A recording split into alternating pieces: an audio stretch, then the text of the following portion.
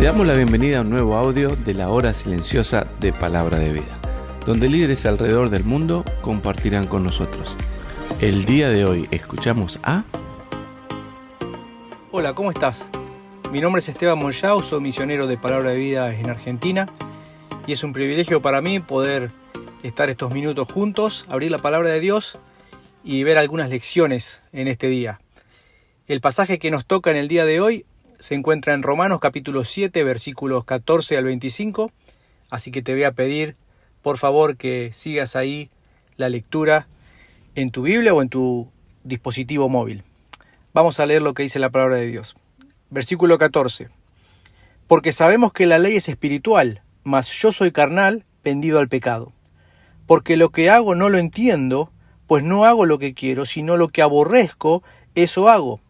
Y si lo que no quiero, esto hago, apruebo que la ley es buena. De manera que ya no soy yo quien hace aquello, sino el pecado que mora en mí. Y yo sé que en mí, esto es, en mi carne, no mora el bien, porque el querer el bien está en mí, pero no el hacerlo.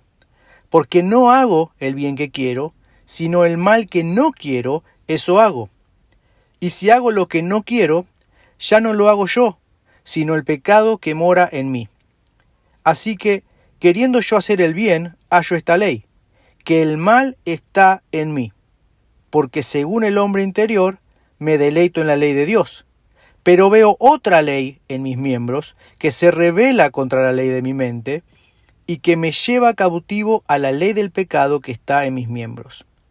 Miserable de mí, ¿quién me librará de este cuerpo de muerte? Gracias doy a Dios por Jesucristo, Señor nuestro. Así que yo mismo con la mente sirvo a la ley de Dios, mas con la carne a la ley del pecado. Aquellos que me conocen saben que soy un apasionado del deporte. Me gusta todo el deporte, me gusta mirarlo, me gusta practicarlo. Principalmente me gusta el fútbol. Y como sabemos, cuando llegan los momentos de eliminatorias para el Mundial, hay mucha tensión entre qué equipos van a clasificar y qué equipos no. Y hay una disputa muy grande entre 4 o 5 equipos que siempre están muy parejos y algunos logran meterse en el Mundial y otros quedan ahí en la puerta. Pero hace algunos años, cuando llegaban a estas instancias los equipos, los países, y se estaba jugando esos últimos partidos, se hizo popular una especie de grito de guerra y a partir de ese momento todos aquellos que se encuentran en esas instancias también comenzaron a utilizarlo. Y la gente grita así, a ver si se acuerdan. Sí, se puede. Sí, se puede. Y saben, cuando leía este pasaje, un poco me acordé de eso. Porque nosotros podemos enfrentar este pasaje con una mentalidad un tanto derrotista, ¿no es cierto? Recuerdo leer este pasaje como un joven y pensar, bueno, pero si entonces el apóstol Pablo tenía estas luchas siendo lo que fue, y él decía que no podía hacer lo que quería, sino que lo que no quería hacía, y lo que no quería hacer terminaba haciendo, y lo que quería hacer no lo hacía, y etcétera. Y yo pensaba en mi juventud tal vez decir, bueno, pero entonces, ¿qué me queda a mí? ¿Qué puedo hacer yo si el apóstol Pablo tiene esas luchas? Y es tal vez una manera incorrecta de mirar este pasaje, porque no es lo que Pablo y lo que el Señor quieren enseñarnos por medio de este pasaje. Pablo lo que nos está diciendo es, ¿sabes? Soy salvo, pero aún tengo una naturaleza pecaminosa. Todo lo que está dentro mío se inclina al mal. No soy una buena persona. Y es un acto de humildad y de madurez lo que Pablo está haciendo acá. ¿Sabes? Yo creo que el común de la gente piensa que es una buena persona. Si hacemos una encuesta en las calles, creo que todas las personas van a decir que se consideran buenas. Inclusive pienso que si vamos a una prisión, vamos a obtener exactamente la misma respuesta. Simplemente con algunas excusas, o nos van a decir fue un momento de locura, o no sé bien lo que pasó, pero en el fondo me considero una buena persona. Y lo que Pablo nos enseña es justamente lo opuesto. Es poder decir, reconozco que tengo dentro mío un enemigo. Ahora ese enemigo lo tenemos nosotros, los creyentes, los hijos de Dios, porque esa naturaleza pecaminosa que está inclinada al mal, batalla dentro nuestro cada día. El hecho de haber conocido a Dios no implica que esos malos deseos desaparezcan de nosotros, pero sí deberían dejar de gobernarnos, porque ahora no solamente hay un viejo hombre, sino que también hay un nuevo hombre, el cual ama lo bueno, obedece a Dios o busca obedecer a Dios y ama guardar la palabra de Dios, busca obedecer sus mandamientos.